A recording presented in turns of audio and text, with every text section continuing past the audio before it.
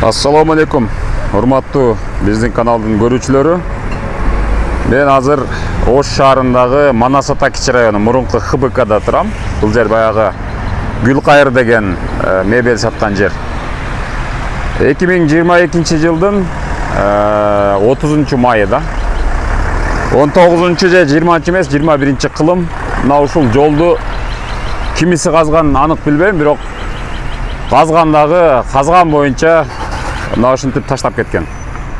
Мен айтайын деген нерсе эмне? Мен күнүгө ушул шаарга жумушка келген жаран катары, журналист катары ушул нерсени айта кетейин деп атам да.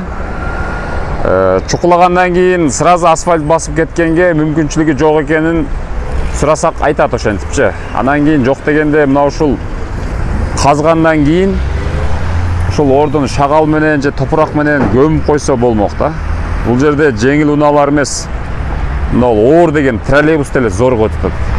Түшүп, токтоп, бир чети бул мына ушул жердеги пробканы дагы жаратып атат деп айтсак болот да. Мына ушул троллейбустун, ушул килтейген троллейбустун өзү кыйынчылык менен ушул жерден өтүп атат. Андан сырткары жеңил унааларды мына көрүп турасыздар, кандай кыйынчылык менен өтүп атышат. Кичинекей Матиз, Тико дегендерин айтпай эле койсок болот.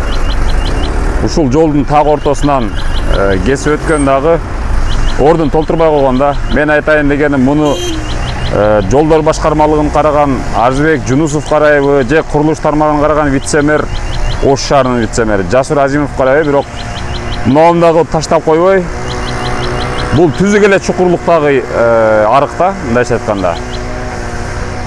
Баягы пактага суу койгондо ок арыктай эле бар да, чоңдугучу. И тем более чекеси кырлуу. Көрүп атасыздар, унаалар кандай кыйынчылык менен өтөт. Матиз эсепте тийип эле калды окшойт аста. Бул Ош шаары. Ош шаарындагы ХБК, тагыраак азыркы Манас Ата кичи району. Бул көчөнүн аты менимче Разаков болсо керек. Мына ушундай. Мен бул видеону бир кемчилик издеп тарткан жокмун, анткени шаарда артыкчылыктарды дагы, жакшы нерселерди дагы, асфальт басабы же мыйзамсыз курулуштарды бузабы же бир ачылыштар болобу, аларды дагы тартып келем, бирок мынага окшогон кемчиликтерди дагы сөзсүз түрдө көрсөтүп турушубуз керек менин оюмча, калыстык үчүн. Мына ушундай килтейген жиптер деле шашпай акырындан этияттай өтөт да.